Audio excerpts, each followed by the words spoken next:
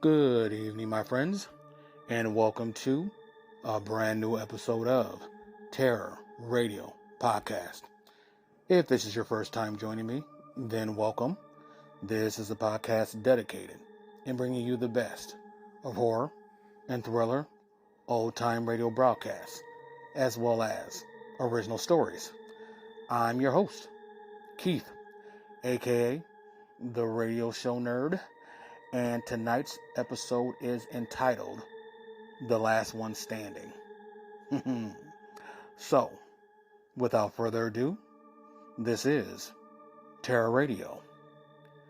The two radio series highlighted tonight are the obscure radio show Peril and the ever so popular Inner Sanctum.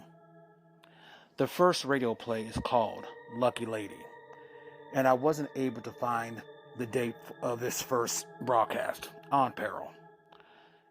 Following that is the radio play Death Across the Board, and this was first broadcasted on June 5th, 1945 on Inner Sanctum. So, you all know the drill. Sit back, turn down the lights, and listen to Lucky Lady, followed by Death Across the Board.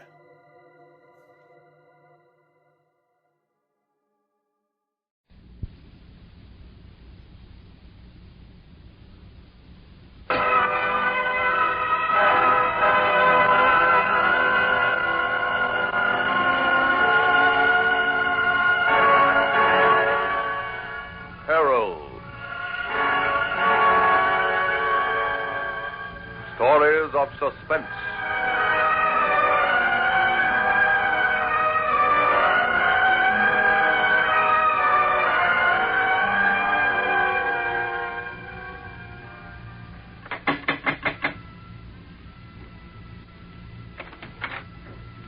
Good evening. Good evening. I received an invitation to You are Miss Kit Baker? Yes.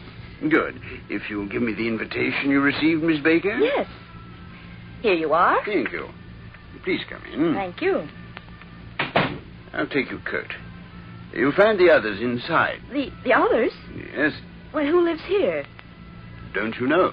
No, the invitation merely said that there would be a cocktail party in regard to John Marshall's new play, Lucky Lady. You'll find out all there is to know, Miss Baker, in the other room. Just go through that doorway. Please go in. Thank you. Well, lady's the fourth member of our party. And who is she? Can't you guess that, Diane? There are four of us being considered for the lead in Lucky Lady. This is the fourth candidate for the part. As the newspapers put it, that brilliant newcomer... Kit Baker? Yeah. Hello, Kit. John Marshall introduced us at the theater when you tried out for the part in Lucky Lady, remember? Oh, of course. You're Sherry Williams. That's right. This is Phyllis Conway. Hello. Hello, Kit. And this is Diane Parker. Hello. How do you do? You'll have to forgive Diane. She doesn't like meeting new actresses. I don't worry about competition from new actresses, Sherry. Nor the old ones either. Meow. Look, I may be one of the older actresses, but at least I can say I got there on my talents alone. Why, Easy, girls, easy. Let's not have any hair pulling, please. I don't like her inferences. I could make a list of the things I don't like about you, my dear. Oh, listen. Do your arguing at some later date, girls. First, let's try to learn what this cocktail party's all about. Kit, how much do you know? Well, nothing. I received an invitation to come here. There was no signature or anything. Just instructions to come by myself. And how did you get here? Well, I took the train to Barronville and got a cab at the station. The driver seemed surprised when I gave him this address. He said he thought no one lived here. That's what they told me in Barronville when I asked directions. Me too. You see, Kit, the three of us drove here alone. None of us knew the others were coming. An old house, miles off the main road. Now, why should we be invited here? It could be somebody's idea of a joke. Yes. And if John Marshall wasn't in Europe now, I'd say he was behind it. That butler. Maybe he can tell us what goes on. Yes, let's see, eh? Yes. Hey, Lionel, or George, or whatever you... Oh, he's not out here. There's no door in this hallway except the door to the room we were just in, and the front door. Oh, he's gone out. Which is just what I'm going to do. I don't like mysteries. Oh, a dog on the steps. Oh, a nice dog. Nice dog. Come back here. Come back before he tears a piece out of you. Oh, he went for me. I don't like this. I don't like this at all. Look, on this table. An envelope. Addressed to the four of us. Let me see that.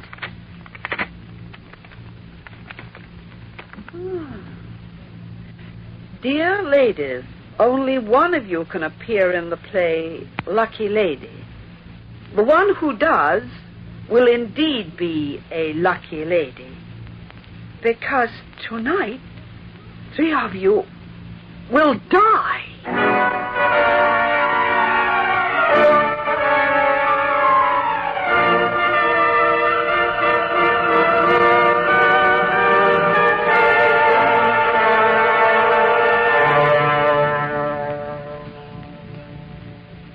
We'll be back in just a minute to tell you more of tonight's story, Lucky Lady.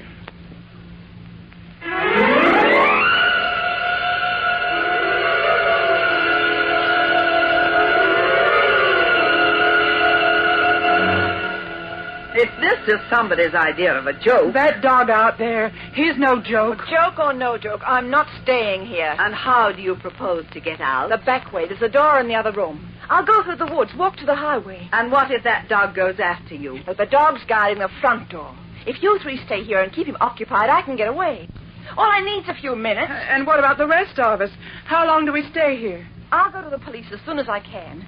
They'll come and get you. That's a lot of trouble for what might only be somebody's big joke. Oh, somehow, I don't think this is a joke, Sherry.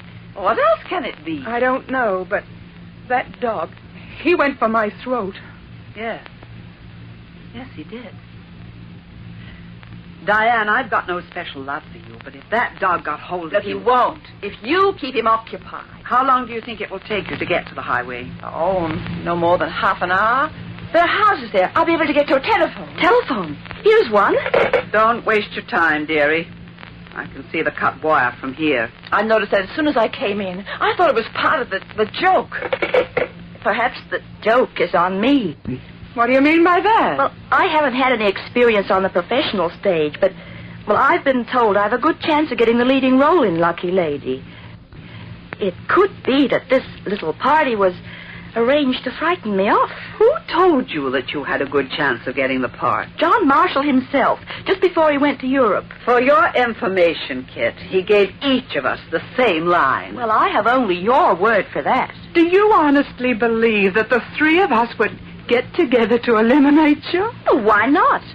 If you knew I was getting the part and you got rid of me, well, that would put the 3 of you in the running again. Look, Kit, one of us might try to frighten you off, but not the 3 of us. Speaking for myself, I have no need to try to frighten anyone. I'm quite sure I'll be given the part. If talent counts, Diane, you haven't got a chance. And I suppose you have the necessary talent. Well, I've been on the stage for almost 20 years. Almost 30 years. I started my stage career when I was only a child. A rather old child. Listen, you... Girls. Well, do you still imagine, Kit, that these 2 could get together on anything? Speak for yourself, Phyllis. You want that part more than anything in the world. Yes, I admit I want it.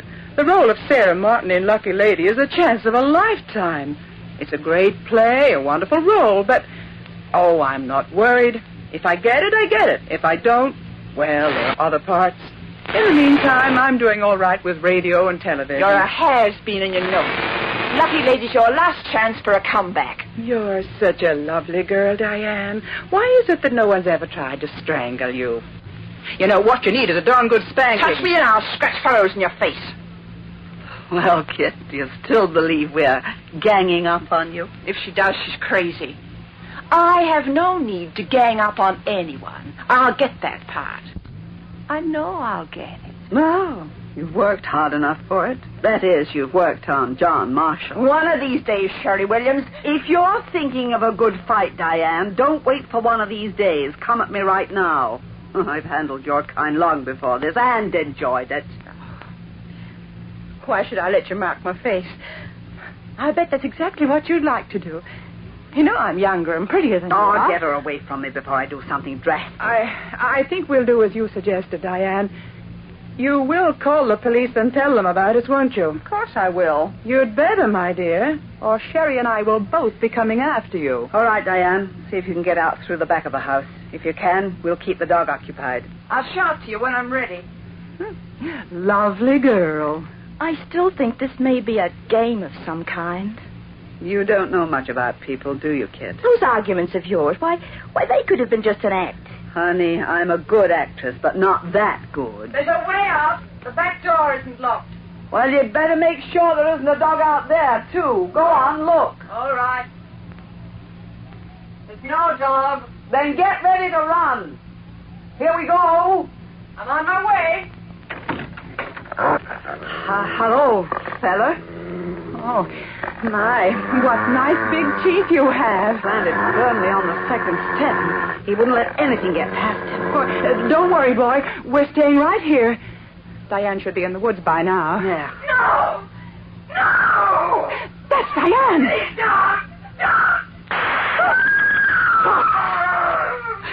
Diane! Diane! There was someone waiting in the woods. The dog is coming out. Close the door. Get in. A dog out front, and in the back, someone with a gun. There's no way out.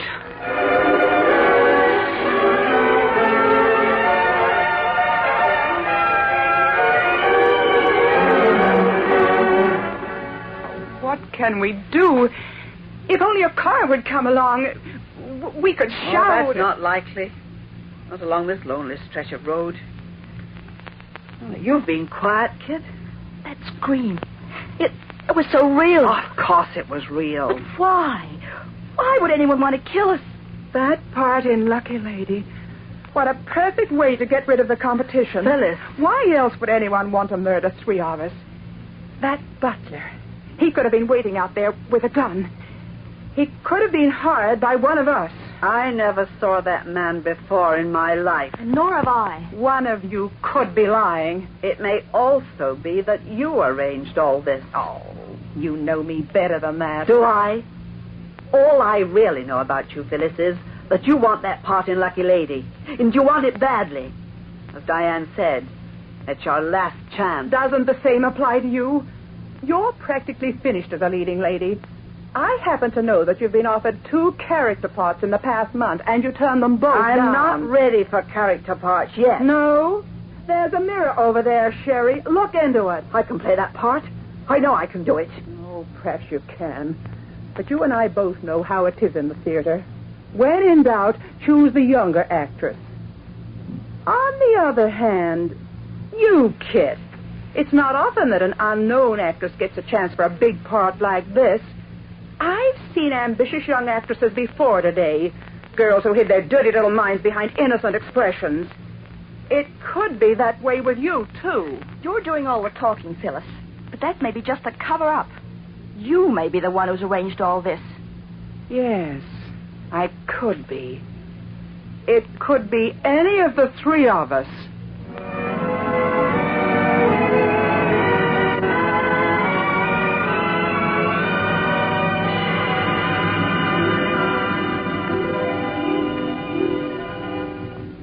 In just a moment, we return to our story, Lucky Lady.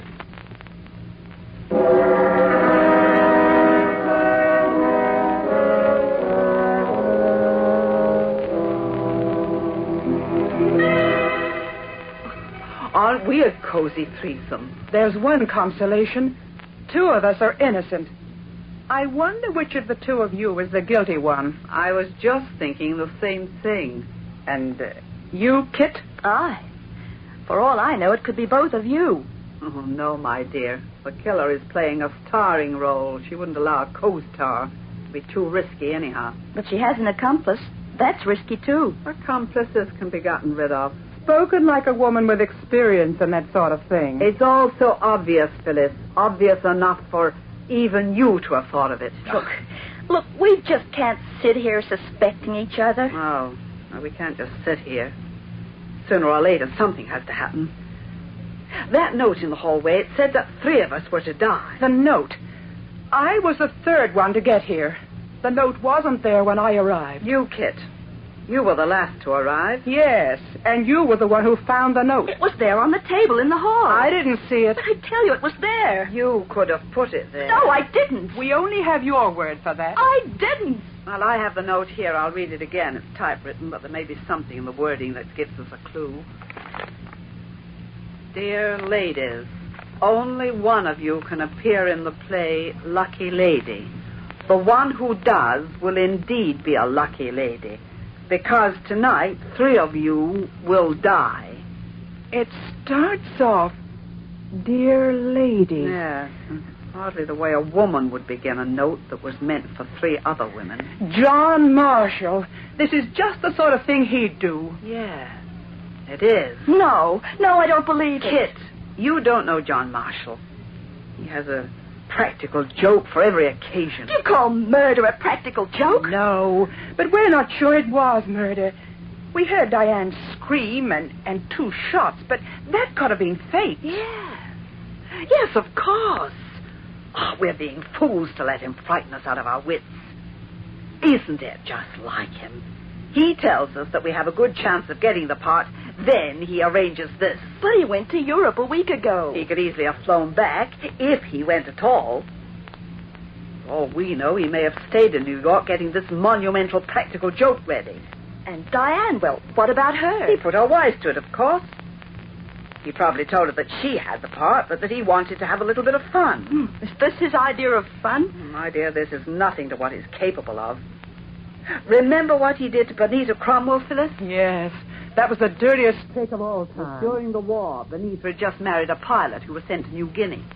Well, John Marshall faked a War Department telegram which said that Benita's husband had been killed in action. Benita fainted from shock, and Marshall laughed for weeks. Oh, I just can't believe that John Marshall is like that. Why, he was wonderful when he tested me for the part. As a writer-director, he's brilliant. As a man, he's a skunk. Oh, you're in a rotten business, Kit. It's dog eat dog with a stab in the back a minute. Once again, you sound as though you're trying to talk me out of a stage career. Well, I'll say this. If I were your age again, I certainly wouldn't go on the stage. We're back where we started. You still think we might be ganging up on you, eh? Yes. I've heard that you don't like any newcomers in this profession, and that you'd do almost anything to keep them out. No, not this time, Kit. But I can't blame you for suspecting us. Until a few moments ago, I didn't know what to think myself, but now I can see that it was arranged by John Marshall with Diane's help. And the butler? Oh, he's probably an actor who was hired for the occasion. The dog is probably trained. Well, I'm certainly not going to risk him taking a bite out of me. Oh, it's Marshall, all right, Sherry. The whole thing's got his trademark on it. I'm sorry for some of the things I said about you. Oh, forget it. Besides, I think we came out even. We certainly did. But as for Diane, joke or no joke, I didn't appreciate some of the things she called me. Oh, we'll both get back at her, Phyllis, later. But right now, how about a drink? Wonderful. Where do we get one? Here, a bottle of brandy in this cabinet. Oh, look. The real stuff. Good. Oh, here are some glasses. Well, my suggestion is that we sit here and enjoy ourselves until John Marshall and Diane get tired of their little joke. That's all we can do. Pour me a drink, will you? Coming up. How about you, Kit? No, thank you. Oh, cheer up. Tomorrow you'll be laughing at this. Pardon me for not waiting. Here's luck. I'll catch up on you in just a minute. Well, here's luck. Sherry. Oh. Don't drink. What is it? My throat. The brandy. right through.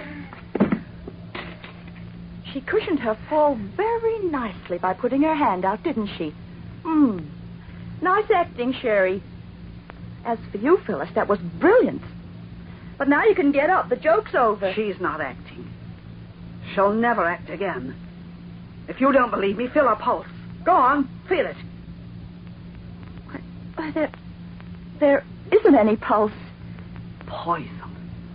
There's quick-acting poison in that brandy.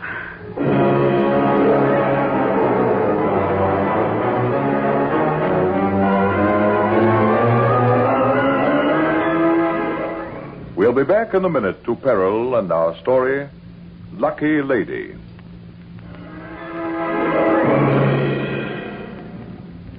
Poison. Then it couldn't have been arranged by John Marshall. No.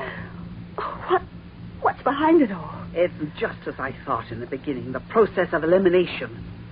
Only one of us can play the part. Now there's just you and me. Sherry. You and me.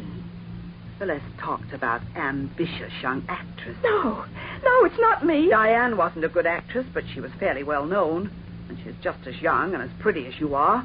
Phyllis and I, we could act rings around you. You knew you couldn't get the part, so you arranged this. No. It has to be you. I didn't you do it. You just sat there while I poured the brandy. You expected both Phyllis and I to drink. Then it would have been over. The part would be yours. Yes, I offered you a drink and you refused. But I don't drink. I never did. You, it has to be you. Well, you're not going to get me. Don't come near me. No, so that's how you'll finish me off with that bottle. I'm only protecting myself. Oh, you don't fool me. And you don't fool me. You're trying to get me off my guard. Well, you won't. I'll watch every move you make. If you come too close to me, I'll hit you with this bottle. I'll find something that'll take care of you. This cabinet door.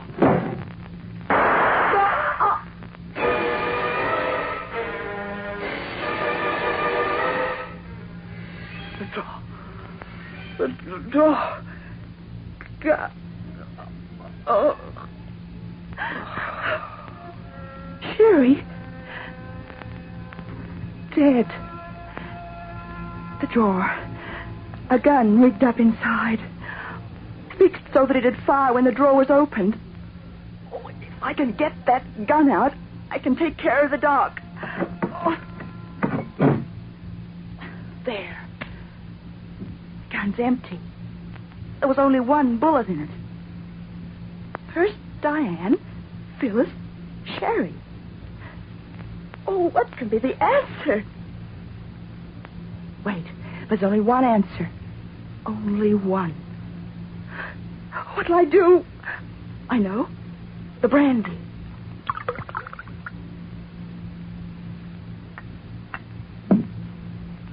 If anyone's watching, they'll see me through the window. Pick up the glass, pretend to drink. Now, put the glass down behind the bottle. Wait a few seconds. Pretend to stagger. Knock the bottle and glass over. Now, fall. And wait.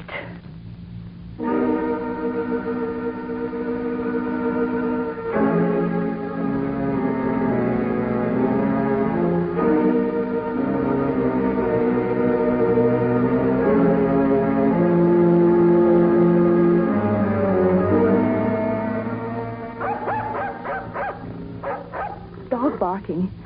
Someone coming. The dog was shot. I'll know soon who's behind all this. But the killer has a gun.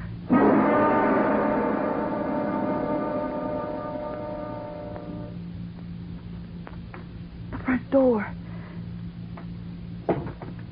Someone coming in.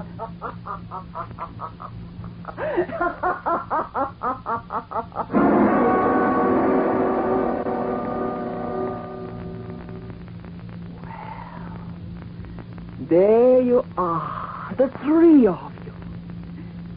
Worked better than I hoped. You, Phyllis, you finally drank yourself to death, just like they've been predicting. You, Sherry, you lost your nerve. And your head. And you, Kit, you just couldn't take it. So you picked the quick way out. Now, sit down. I have some digging to do. I have to get rid of the car. I'll take that gun. Kit, I have your gun. Don't move. The poison. I pretended to drink it. I knew you'd be waiting somewhere, watching. You knew it was me. It had to be you. Phyllis and Sherry are dead, but I didn't see your body. I only heard the shots and the screams. How clever. Now see if you can guess the rest of it. All right. The shots. They served two purposes. One, they made us think you were killed. Two, you used the gun to get rid of your accomplice, the butler. Correct. And the dog? He was placed on the steps by the man who played the part of the butler. It wasn't your dog, because you had to shoot him to get past. You're doing fine. How about this house? Well, it's probably for sale at deceased estate. You found out about it and decided it was perfect for your little scheme. Right, on all counts. Of course, if the poison brandy and the booby trap in the drawer hadn't worked, I'd have had to do the job myself. You see, I realized that the three of you had better chances than I for that part. Well, what now, Kit? I'm taking you to the police. No, you won't take me to the police. Not alive. Stay where you are. You'll have to shoot me. I'm walking towards you, so shoot me. No. I'm going to try to take that gun away from you. If you don't want me to, you'll have to shoot me. And then this could all be blamed on me. Shoot! No! I'm going to take that gun. No! You're going to the police alive, Diane, so that you can be the leading lady in a murder trial.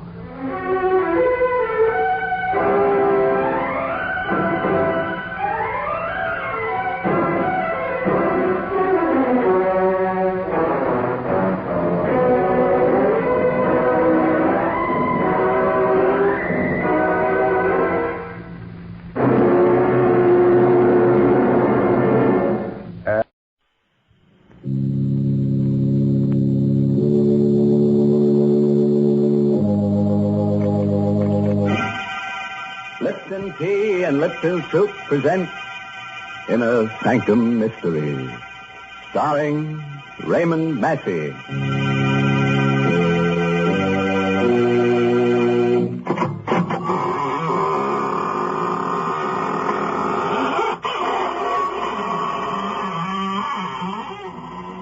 Good evening, friends. This is your host of the Inner Sanctum, welcoming you to another half hour of gore galore. Come in, won't you, and sit down. No, not there. You'll sit on Ezekiel. He wouldn't like that. Besides, you probably find him pretty cold. We've been keeping him on ice for about 6 months now. What? That noise? Oh, that's just his teeth chattering. No, not because he's cold, but because he's just finished going over tonight's story and... Well, I guess you could call him a scared stiff. Goodness, is the story really going to be so scary? Do you mean that lots of people are going to be murdered? Yes, Mary, but don't worry. We're only killing people who've never been killed before. Well, I guess then that all the characters in the story will need plenty of Ho Suet. Ho Suet? What's that? Chinese for Lipton tea? Well, you're half right. It's Chinese. Ho Suet means good luck.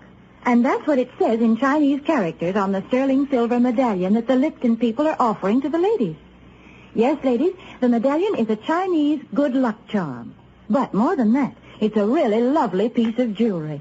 It's made of solid sterling silver, and it's hung on a narrow black rayon satin ribbon. That's the fashion this year, you know. Yes, this handsome medallion is the kind of jewelry you find at those smart shops on Fifth Avenue in New York. And to get it, all you have to do is to send 25 cents and the box top from a package of Lipton's, the tea with the brisk flavor, to Lipton Tea, Box 92. That's Box 92, New York City. All right, friends. Now get ready for a surprise. Tonight's story is called Death Across the Board. It's an original radio play by Robert Newman. And our star is that famous dramatic actor of stage and screen, Raymond Massey, who will play the role of John Strand. You like to play games. Your life, and even your soul on one throw of the dice for the turn of a card. You don't care for such high stakes, eh? Well, did it ever occur to you, by living, you're playing such a game, and that your opponent was death? Tonight, I'm going to tell you a story about a man who sat in death's place, playing with human lives, and of what happened to him. It is about 10 o'clock on a sultry summer evening, and Dr. John Strand is standing in front of the window of a pawn shop in the oldest part of the city. On a sudden impulse, he pushes open the door. Good evening, sir. Good evening. Is there anything I can do for you? No, thank you. If you don't mind, I'd just like to look around. By all means. I just thought if there was something in particular. Oh, I really didn't have anything special in mind. I just thought... Hello. Ah, my chess set. Yes, a very interesting set. And a very interesting game you're playing. My dear sir, you have no idea how interesting. Whose move? White's. Then White should win in 6 moves. That, sir, is very much open to question. Well, perhaps we can play sometime. How much for this set? Not for sale. Oh, too bad. Yes. However, if you're interested in chess and chessmen, I know of a set that I think might appeal to you. It's an Arabian set, 12th to 13th century ivory. The white pieces are Saracen warriors, and the black pieces are crusaders. Do you have it here? Unfortunately, no. It's not very far away. If you thought you'd like to see it. Well, if it's not too outrageously expensive, and you're sure it's no bother? My dear sir, don't give it another thought. I'll be most anxious for your reactions, even if you don't buy. The address is 23 Vallon Place. It's down 2 blocks, and 1 to your right. Go up 1 flight and ask for Felix. Tell him that Raphael sent you. 23 Vallon Place. Up 1 flight. Ask for Felix. I'll phone him, tell him to expect you. Your name is? Strand. Dr. John Strand. Very good, Dr. Strand. Somehow I have the feeling we shall see each other again. Perhaps we should even have the chance to play that game you mentioned before.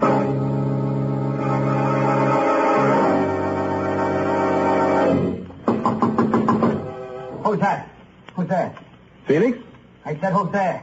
My name's Strand. Raphael sent me over here. He said he'd phone you and... Just a second. How do you do? I hope I'm not disturbing you. Okay, come on in.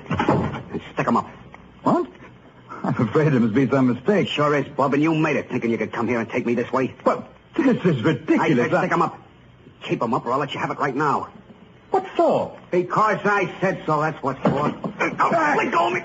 Let go. You want that gun? Oh, stop it, you hear? Fire it. Sure, let you have it right away. Oh. Okay. Now get up and tell me what this is all about. I said get up and... Felix. Dead. He's dead.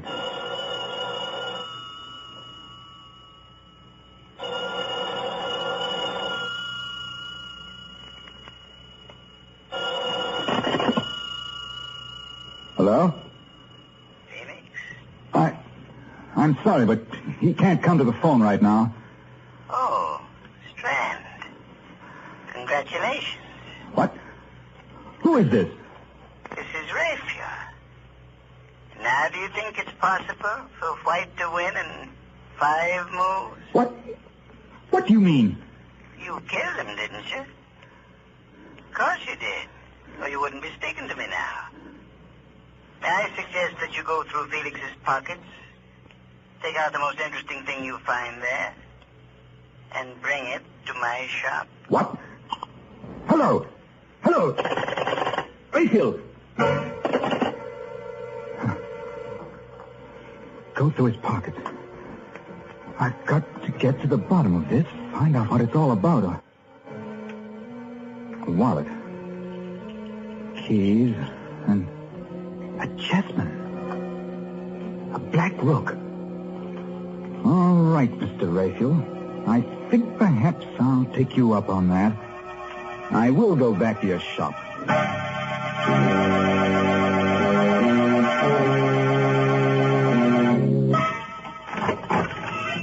Good evening, sir. Can I help you? Yes. Where's Rayfield? Oh, I'm sorry. He's not in right now, but are you Dr. Strand? I am.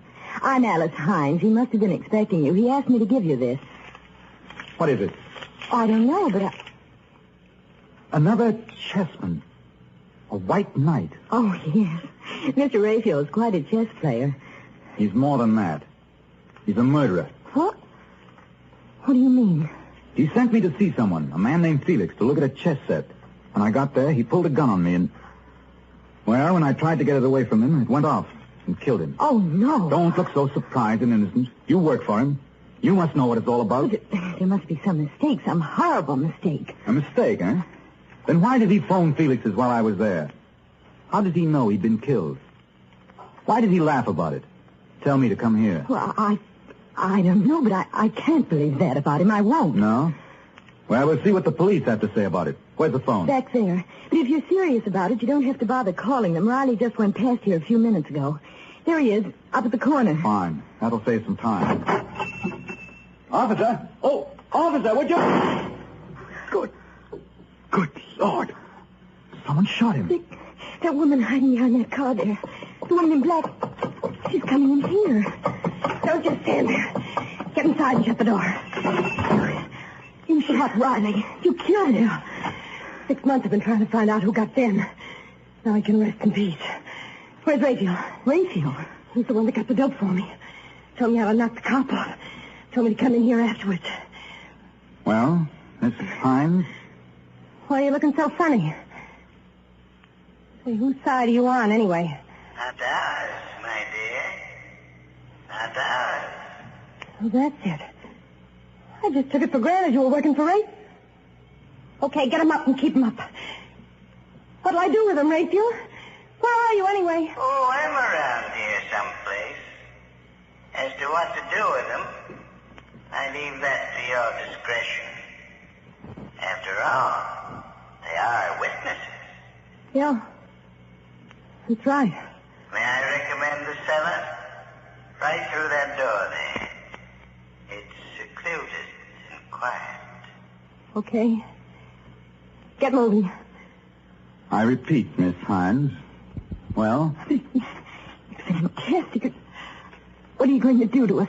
You can't be that dumb, baby face. 6 months I've been wearing black for the only guy I ever loved. I finally get the guy that got him. You think I'm going to leave the two of you around to put the finger on me? You're going to kill us? You cannot. No. Seems to me I did a pretty neat job on that flatfoot. After all, they can't burn you more than once. Okay, open that door and go on down. Allow me, madam. Never mind, wise guy. You go down first. And babyface. It's not very good manners. No, I'm not going to let you do it. Give me that gun, don't you fool! Let it go! Down after it. And hurry. Watch while I get the gun. I didn't mean to do it. I was just trying to get the gun, but she tripped. She fell. It's Strand. Why is she lying there so funny? Her head. Let's see. Her neck's broken. She's dead. Oh, no. It means I killed her. Not any more than it means I killed Felix. Look. There, lying next to her. Isn't that another chess piece? The Black Queen. Why, he gave me one just like that when I first came to work for him. Only it was a white one. What? Black Queen, White Queen, White Knight, and... No. It's impossible. And still... You thought of something. It's too incredible. But I've had a certain nightmare vision that... Come on. We're going to the police. Maybe it's our move now.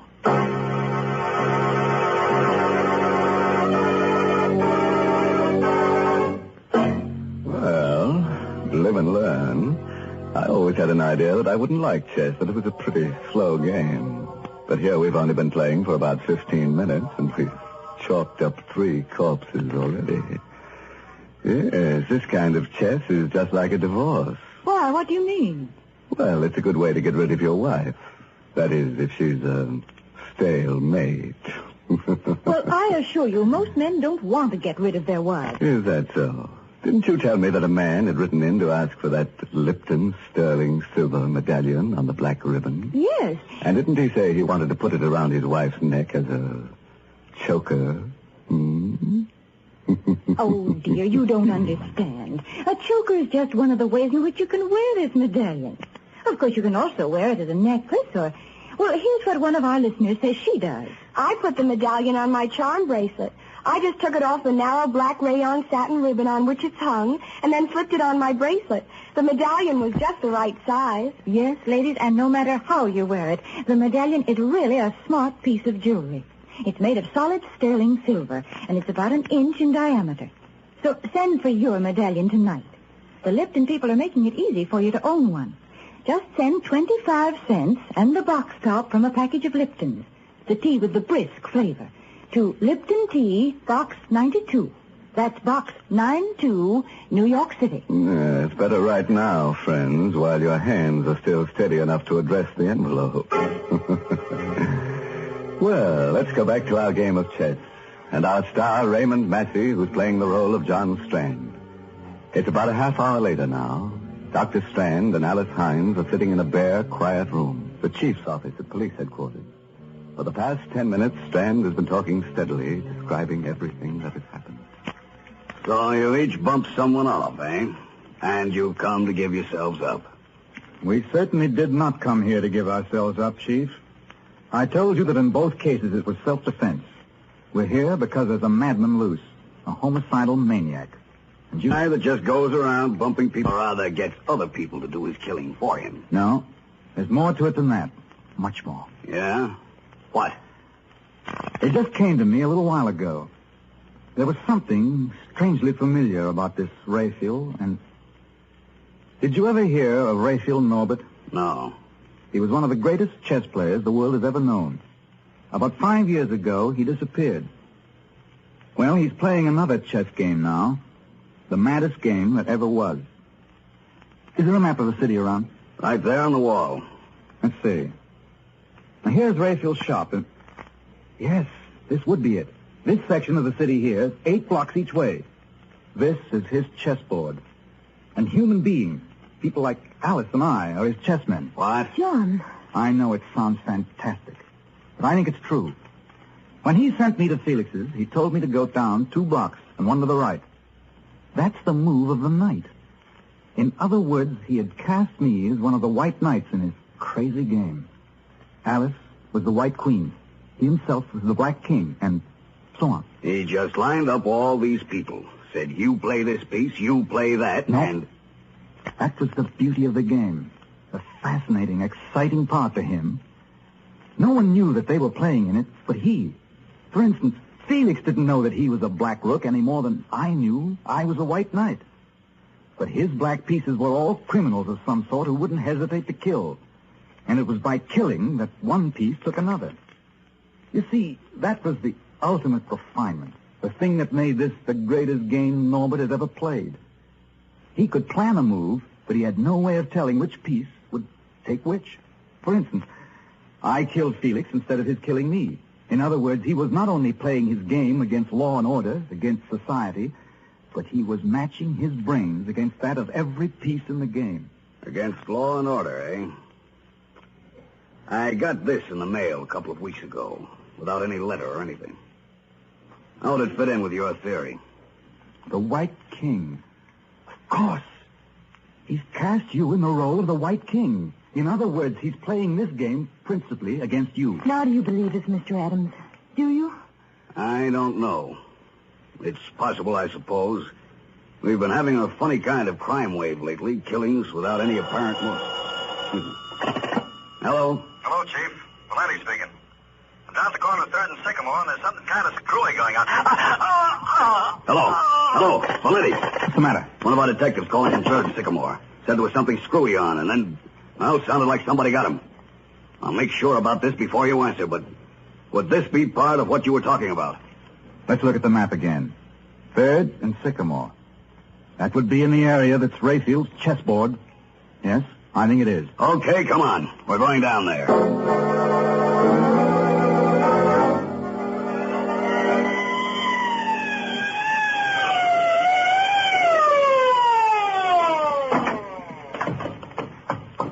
There he is, lying next to the call box. Dead. Stabbed. Look there, lying next to him. Another chess piece. A pawn. A white pawn. Of course. If you're the White King, then all your men would be pawns. Pawns, huh? They're the pieces that get pushed around, aren't they? Well, they're the ones that are usually sacrificed. 2 of my men, Riley and Valenti. Okay, Strand, you're a chess player. You think you can figure out what this Rayfield character's going to do next? Tell me how I can meet him? I might. I only got a very quick look at the board, but if I can remember the location of the pieces... You mean he's actually got a board set up showing where all the pieces, where everybody is? There's one set up on a little table right next to his desk. No one's allowed to touch it. That's the one. And it was because I noticed it, commented on it, that I got involved in this nightmare. I think I do remember the position of all the pieces that were left. But of course some moves may have been made since I saw it last. Well, what are we fooling around for? Let's go to that shop and make sure.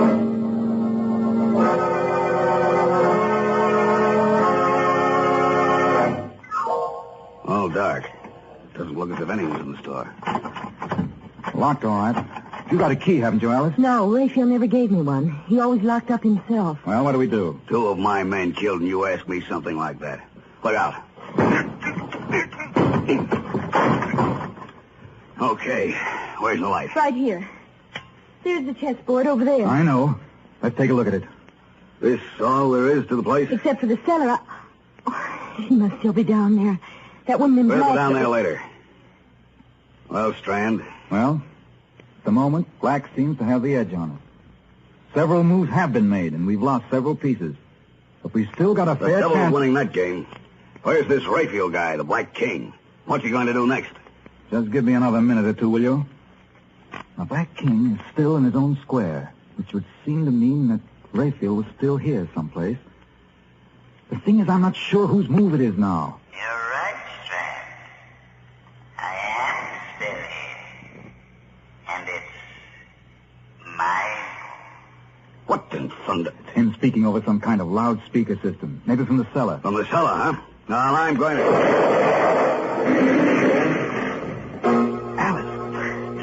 Alice, where are you? Over here. Are you all right? I think so. What was it? What happened? He must have had the place mined or set a booby trap, and when Adams went to open the cellar door, he... Where is Adams? What? I'm not sure, but I think he's over there. I must have some matches someplace. Here. Under that beam. There. Help me lift it off. Adam! Is he... No, but he's pretty badly hurt. Just let me get a few tourniquets tied on him, and we better get him to a hospital.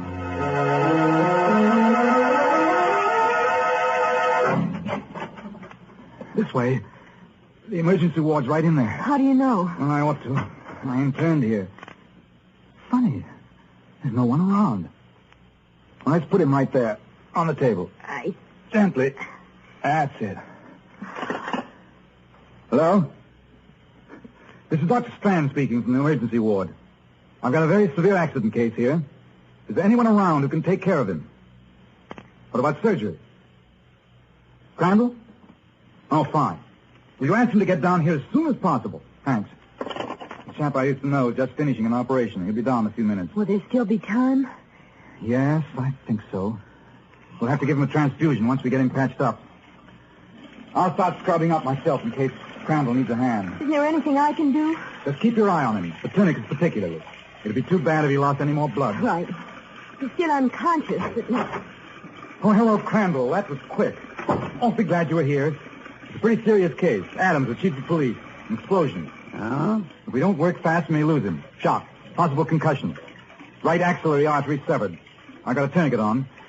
I'll be finished scrubbing up in a minute and give you a hand. Take your time. No hurry. I'll just... What are you doing? Removing the tourniquet. Wait, I'm not ready with the ligatures yet. You're not Crandall. You're Raphael. Right, Strand. Raphael Norbert. Dr. Crandall is still in surgery. Locked in, as a matter of fact. I put on this mask and gown not because I thought it would fool you. Because, well, somehow it just seemed appropriate. But it can't be you. You were in the shop. No, Strand. You're thinking of my voice. It was coming over a loudspeaker system from next door. If you're thinking of my position on the board, you forget. I hadn't made my move yet. Raphael, I don't know why you've done all this, and I don't care why. But you've got to let us do something about Chief Adams. All that bloody... Yes, Raphael, for heaven's sake. Now don't move, either of you. I want to have to shoot. I sincerely hope it won't be necessary. After all, when the chief of police dies, the game will be over. And the most interesting game it's been. But haven't there been enough deaths? You're very sentimental, my dear. I'm afraid you never would make a good chess player. Pieces have been taken, that's all. Raphael, suppose we just give up. Say you've won. That's right, Raphael. We'll cede you the game. But let me do something about Adams. There's still time. I've got everything ready here. All the instruments. No, Strand. This is one game I won't have ceded. But I insist on having played out to the last move. If that's the way you want it. All right. If I'm not mistaken, it's my move now. My eyes. I can't see. The formaldehyde won't help them any. Here's his gun, Alice. Watch him while I get these tourniquets back on Adams. You think you can still see? Yes.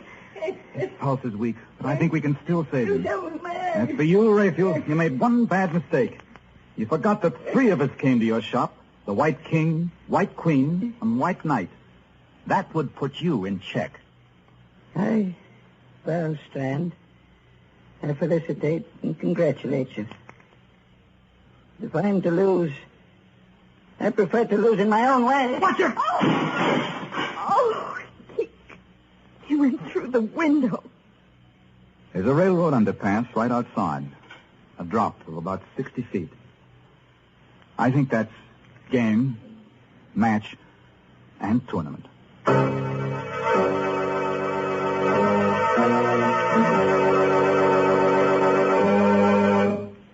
What? You mean the game's over already? Well, that's impossible. We've still got some characters left, at least 3 of them that haven't been killed off. We've been robbed, and I think we ought to call for a return match. Let's take a vote on it there. All those in favor? 1, 2, 3. That's funny. It came out just the way it did for our friend Raphael. The eyes got it. Heavens, let's not have another game of chess. Yes, Mary. Now do you see why they call the pieces chess men instead of women? Oh, this game's too rough for women. It certainly is rough. Oh, do you feel worn out and tired? Why don't you rest a while? Then you can slip into something comfortable, like a winding sheet. And if you want to be really fancy, you can put on your sterling silver medallion. What? You have no medallion? Well, here's how you get one. Just send... Never mind. I'll tell them, thank you. Ladies, if you want to own a handsome sterling silver medallion, just send 25 cents and the box top from a package of Lipton, the tea with the brisk flavor, to Lipton Tea, Box 92, New York City.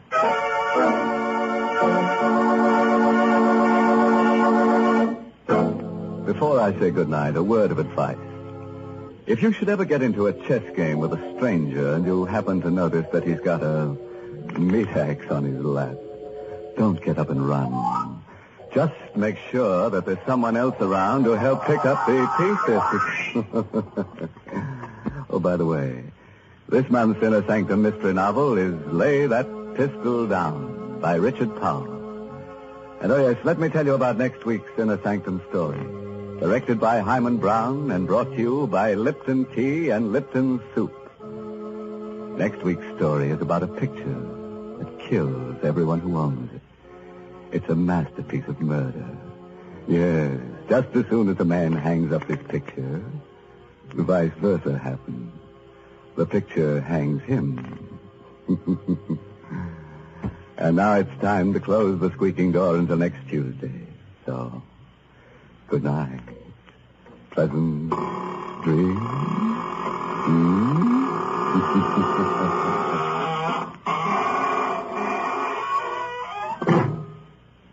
Folks, the next time you send a box of food to your boy overseas, be sure to include a package or two of Lipton's Noodle Soup Mix.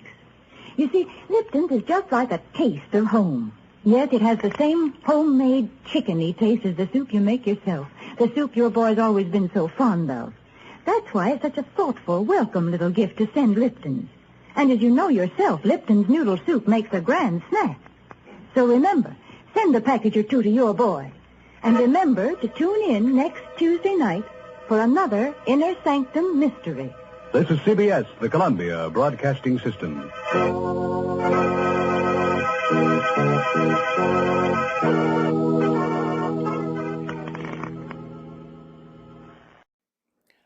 Well, that's the show for tonight.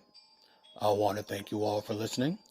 And remember, you can find me on Facebook at facebook.com/terror1970, or you can find me on Instagram at Radio Show Nerd, or on Twitter at Radio Show Nerd 1.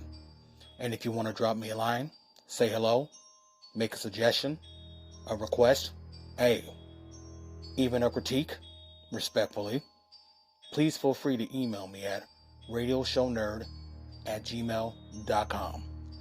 I also have a YouTube channel, obviously entitled Terror Radio. Please check it out. Subscribe. Like the videos. Highly appreciated.